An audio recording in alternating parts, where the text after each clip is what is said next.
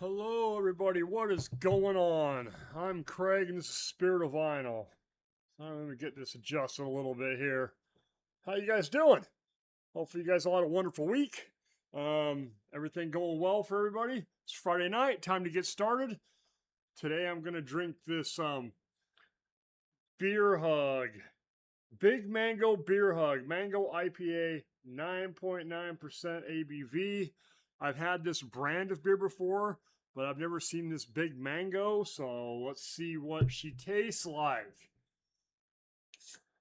All right, let's see here.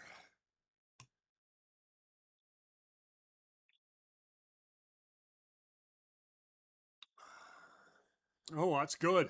Nice mango flavor, fruity, tasty, not too bitter or anything. That's pretty damn good. Kind of juicy and stuff. Got to be careful though. Can't drink them too fast. That is a beer you could drink too fast. It tastes pretty damn good. So, have to be careful. I don't drink too many of those tonight. So, anyway, happy Friday. It is, I don't know, August 7th. I thought something I did last year and the year before when I first started this, and I was thinking I need to do this again now.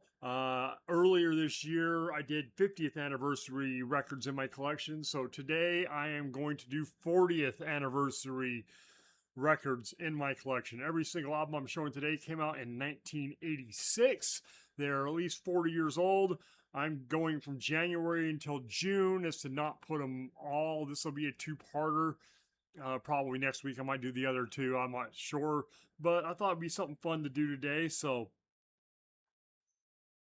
just to kind of show you what I got. And we're going to start here in January 13th of 86. Yeah, I am saying 86. Yeah, 40 years, if you can believe it or not.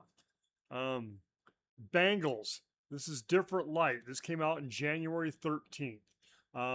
This is the only Bangles album I have. Pull these out here. This is the one with Manic Monday and Walk Like an Egyptian on it. There's the back cover right there. Yeah, so like I said, this is the only Bangles I have, but I do enjoy this record. Very cool stuff. Like I said, it's got those big radio hits on there. So that's pretty much all I've ever looked for. I'm sure if I found some more one day when I was out looking, I would probably buy another Bangles album. Pull all this out here. There's your inner sleeves, got lyrics on it.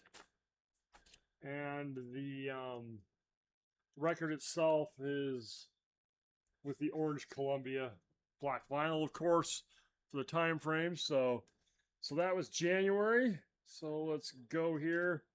Next up, February 10th, Ozzy Osbourne releases The Ultimate Sin. I really dig this record. There's your back cover right there. Got a cool drawing of Ozzy. There's your there's your lineup of Ozzy's band at the time: Jakey Lee, Phil Soussan, Randy Castillo. There's your track listing right there. This is a really good record. I do. This is my era of Ozzy. You know, Bark at the Moon and Ultimate Sin was my high school era, whereas Blizzard and Diver Madman were a little earlier. But this is what came out. You know, the videos and MTV and everything else. Always really dug this record. There's the inner, the picture of the band. It's got thank you notes and stuff like that on it. And then there's your song lyrics on the back. And CBS Records. That blue label on there. So Ultimate Sin was February 10th. Then we jump ahead to March. Not a whole lot in my collection happened in the first part of the year. We jump ahead to March to probably one of the greatest thrash albums ever made, and that's Metallica, Master of Puppets, March 3rd. of 86 is when Master of Puppets comes out. And this is when Metallica actually goes on tour with Ozzy on that Ultimate Sin tour. I saw that tour, and Metallica becomes one of the, they are now probably the biggest metal band. I mean, they are the biggest metal band in the world right now, and probably have been for a long time. There's the back cover of that. I know when this came out, we were pretty excited.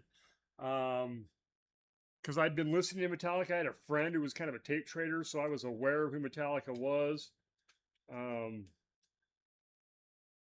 This is I'm not sure what pressing I own here, but it's on black vinyl with the Metallica. That's not an OG by any stretch of the imagination at all. Yeah, I'm not sure what pressing I have on this, but what can be said about this record? Battery, Master Puppets, Things That Should Not Be, Welcome Home Sanitarium, Leper Messiah, Disposable Heroes, Orion, Damage Incorporated. If you know it, you know it. This is probably, like I said, one of the greatest thrash albums of all time. Usually, it's a fight between this, Rust in Peace, and Rain and Blood, honestly, that are probably the greatest. That's depending on what list you look at and what year or what day or whatever, those will be the ones that come up the most. But when I'm a Master came out, I mean, we were so into it. We'd been listening to Metallica, Ride the Lightning and Kill 'Em All. We're already out. And like I said, I had a friend who was a tape trader, so we were kind of aware of Metallica before they ever got big. And then I was able to see him on that tour. So awesome. All right, next up, in April, on the 7th of April, and get this to come out of here. Okay, there we go. Turbo.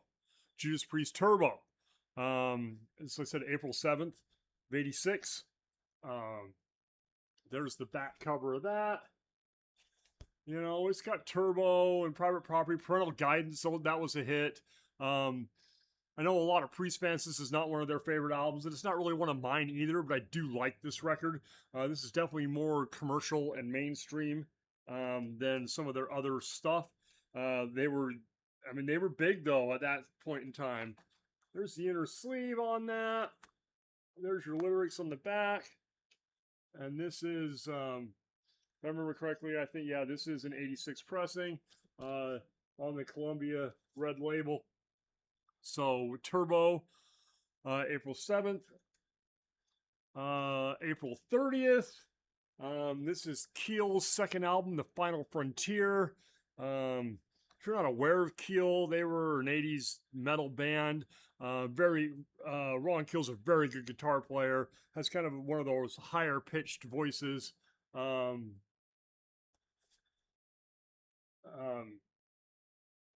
There's your Mark Ferrari's in there, This is a cool record. I do prefer their first one, the one with the Right to Rock on it.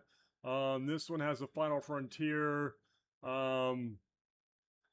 Raised on Rock, No Pain, No Gain. There's some good songs on here, but the Right to Rock is actually, that was their debut and it was killer. And I don't think this second album they released really lived up to that, honestly.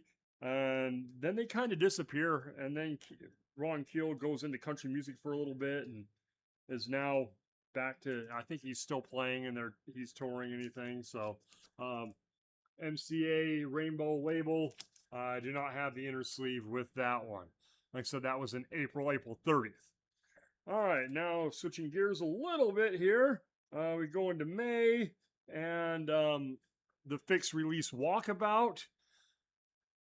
I want to say this is their fourth album. Might be the fifth. I think it's the fourth, if I remember correctly. There's your track listing right there. Good stuff. Sounds like what you would expect with the Fix, but this album I don't think was quite as popular as like Reach the Beach or stuff like that. It's still good, but not my favorite by them. I like Reach the Beach and Phantoms. Those are probably my two favorite Fix albums, but I think this is, I'm not going to say this is their last one, but this is their last one of that era. They may have went away for a while and came back and done another one. I have all the fixed albums of the early stuff, and this is where I stopped. So I think that might be the end. My research today is off. There's the inner sleeve on that. And this is also on the Rainbow MCA Records label. So, like I said, that was in May. All right, now to June. We go to June 9th. Cinderella, Night Songs, debut album by Cinderella. This comes out, and this has got Night Songs and Shake Me and Nobody's Fool. I mean, what a killer debut album. This is a great, great record all the way through. There's your track listing right there. Push, push. I mean, this whole album is kick ass. And, the look says hair metal, but the sound says blues, like a blues rock band. Just very cool stuff. Tom Kiefer's voice is unmistakable, and this is just a great record all the way around. One of the greatest debuts in hard rock history, in my opinion. That's also a repress. Did not come with inner sleeve. It's kind of on this purplish vinyl that matches the Cinderella logo. But yeah, very good stuff. Great, great record right there. All right, continuing June, on the 16th of June, Krokus releases Change of Address. This album, their sound is a little different. They're not quite the same as the other ones. This is my last Krokus album. I don't have anything that comes out after that. Have stuff from beforehand.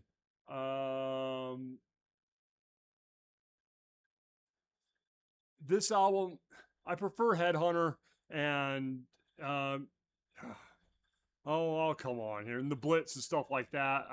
This was after that, and it's good, but even the band themselves has stated they were being rushed and being hurried, and they kind of lost their way a little bit and lost their style. So even they would say this is not their best output.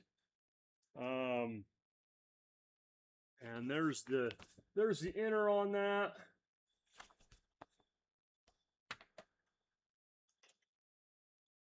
And that is on Arista. There's your label there. So that was June 16th. Okay, now we're gonna jump to June 30th. This is one I just picked up recently, so I know I just showed it. This is Madonna's True Blue. Was released on June 30th. This is the one Papa Don't Preach on there. Let's see. La Isla Bonita. There's your track listing right there. Good stuff. I mean, this early Madonna, this is a good record. Like a Virgin and her debut, I think are probably a little bit better, but this is very good stuff. She's definitely finding her own voice-wise and things like that. So, producing her own music. But yeah, cool stuff. Like I said, Papa Don't Preach, Open Your Heart, True Blue. I think the big hits on that was Papa Don't Preach and La Isla Bonita. I think those were the big hits on that record there. There's the inner. Said I just picked that up, and that is an original from '86, and that, I mean, you look at that, it's in great shape. Came with the poster.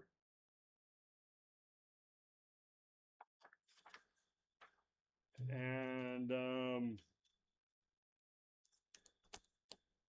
there's the label right there. Yeah, and I just picked that up. It hasn't been that long ago. I know I showed it when I picked it up. And it's in really good shape for saying it's from '86. Things in very, very, very good condition. So, all right. Also, on June 30th, that same day, the Eurythmics released Revenge. the one with Missionary Man on it. There's the track listing right there. Very. This is killer. This is killer stuff too. I mean, you know, when I'm in the mood for this type of music, when I'm in the mood for, I mean, I love the Eurythmics. You know, when I first started buying their music here within the within the last couple of years. Sorry, guys, got something in my throat here. You know, my record store had a whole bunch of them come in, and you know, I bought Sweet Dreams and all that, and I just kept going. So, but this is Revenge, and this is like I said, '86.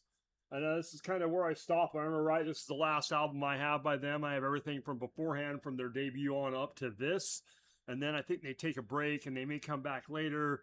Actually, the only thing I don't have is the 1984, which is kind of like a movie soundtrack type of thing from that back in the day. I think that's the only one I do not have of that early Eurythmics. There's your Inner Sleeve. I mean, they're a great band, honestly. Dave Stewart writing most of the music and performing almost all the instruments. Just very, very talented. Annie's got a great voice and just a very cool style that I really enjoy. There's your label on the record right there. So that was also on June 30th, and this last one I'm going to show was also June 30th. Bananarama, True Confessions. So we got Madonna, Eurythmics, and Bananarama all released an album on the same day, on the 30th of June, 1986. This is the one, this has got Venus on it. There's the back cover right there. There's the track listing. I bought this. It's got Venus. It's cool, dancey pop music of the 80s. I do enjoy it. It's fun. They're talented. Kind of cool stuff. You know, and in the 80s, I mean, these girls were sexy. You know, as a teenage boy, 1986, I would have been like 17 years old. You can't tell me, yeah, the videos for Venus and all that, even though it wasn't my style of music at the time, you know, we would still watch, that's for sure. There's the Inner Sleeve, and that kind of folds over like that. So, but yeah, pretty cool stuff right there. It's on the London label. There we go, Bananarama. So that's 1986 for me in a nutshell. You know, anything the Bangles, to the Eurythmics, to Bananarama, Madonna, Crocus, Ozzy, The Fix, Metallica. I mean, I'm all over the place. Now, back in the day, I wasn't all over the place. Back in the day, I would have been listening to Ozzy and Metallica and Crocus and Judas Priest and stuff like that. The Fix was the band, you know, you like one thing leads to another in certain songs, but as a teenager, we didn't spend our money on that music. I bought all this stuff later as an adult. So, but I enjoy all of that. And I've told that story before about going back and paying attention to the other stuff that I didn't pay attention to when I was a teenager. So, I think I might spin a couple of these tonight. I haven't spun the Bananarama or the Eurythmics album in a while. So maybe I'll play those once I get done here. So, I want to appreciate you all watching and sitting through me once again. I really appreciate it. I hope you guys all have a wonderful weekend. Here's a beer hug to you. Thank you guys. I appreciate it, and I'll talk to you all later.